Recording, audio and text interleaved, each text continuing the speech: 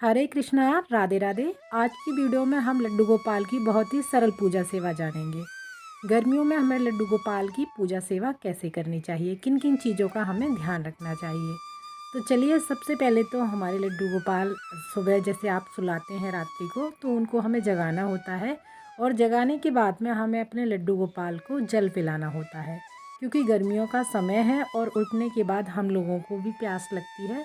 तो उसी प्रकार से हमें लड्डू गोपाल को भी जल पिलाना है। तो सबसे पहले जब जगाएंगे तो ताली बजाएंगे अथवा आप घंटी बजा सकते हैं, या फिर आप राधा नाम गा सकते हैं या कोई भजन गुनगुना सकते हैं।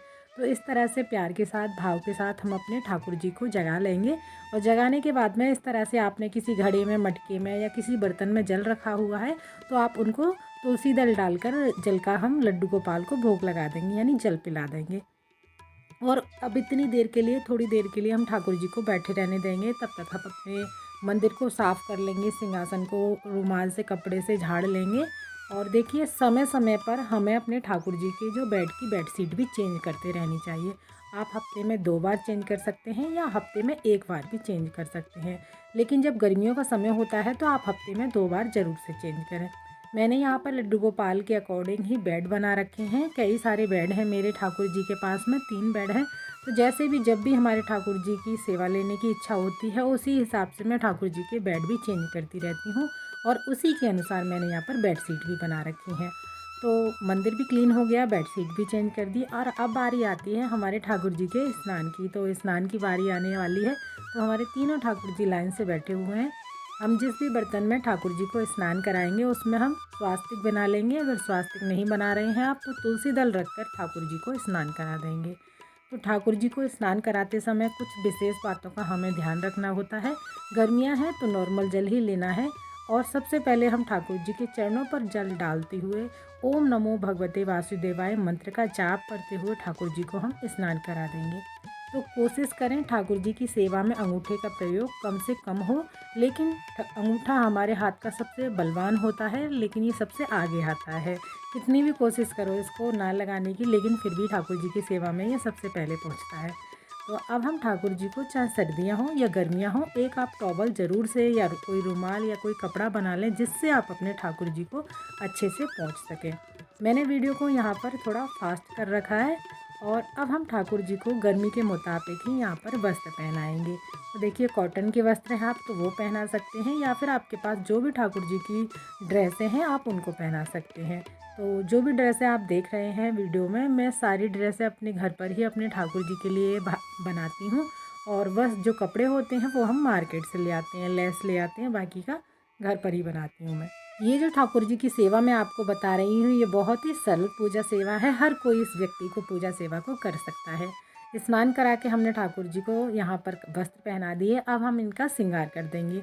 जो भी ज्वेलरी आपके पास है आपके ठाकुर जी के लिए, वो आप पहना देंगे। अभी इतनी ज़्यादा गर्मियाँ स्टार्ट नहीं हुई हैं, तो हम यहाँ पर ठाकुर जी को कानों के कुंडल, गले में माला और हेयर जो विग है वो सभी कुछ लगा देंगे।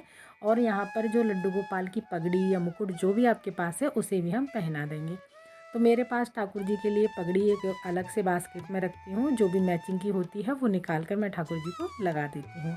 तो यहाँ पर ये मैचिंग की मैंने पगड़ी यहाँ पर ये बनाई हुई है ड्रेस की, तो यही मैं पहनाने वाली हूँ ठाकुर जी को। और कानों की इयररिंग्स में और भी नए लेकर के आई थी। काफ़ी दिनों से हमारे ठाकुर जी यही धारण कर रहे थे, तो उनकी इच्छा थी नई पहनने की, तो नए ले आई। और साथ में ही जब गर्मियों का समय होता है तो ठाकुर जी को ना इत्र की जो खुशबू है और ये जो तासीर जो ठंडी ठंडी है, वो ठाकुर जी को बहुत प्रिय होती है।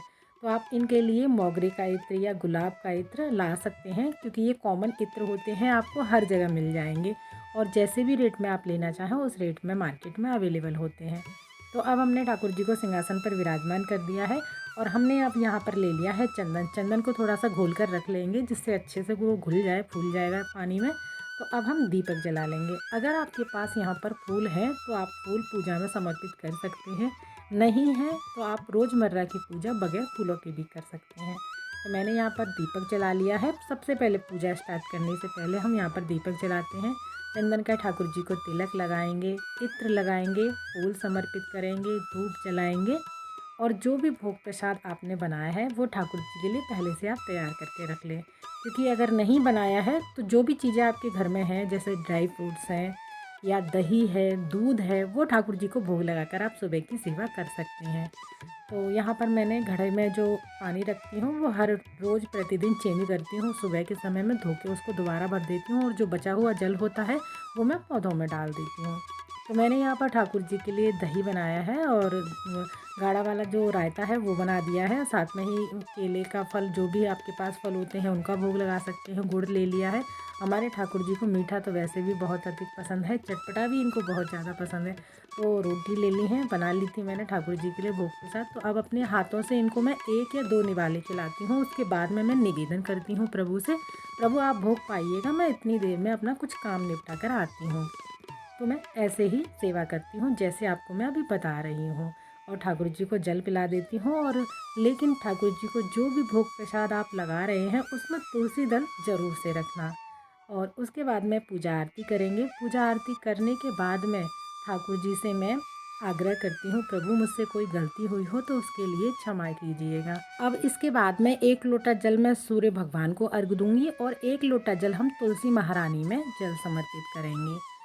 तुलसी के पात आप चाहें तो सुबह में भी आप धूप दीप दिखा सकते हैं, वरना आपको शाम को समय एक दीपक तो तुलसी माता के पास में ज़रूर से जलाना चाहिए, मेन दहलीज पर जलाना चाहिए। तो सुबह की जो पूजा है मेरी पूर्ण हो गई है। ठाकुर जी को मैंने भोग पवा दिया है।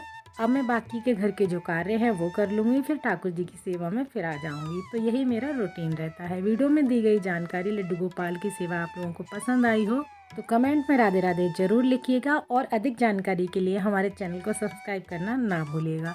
फिर मिलते हैं अगली वीडियो में, तब तक के लिए आप सभी को राधे राधे।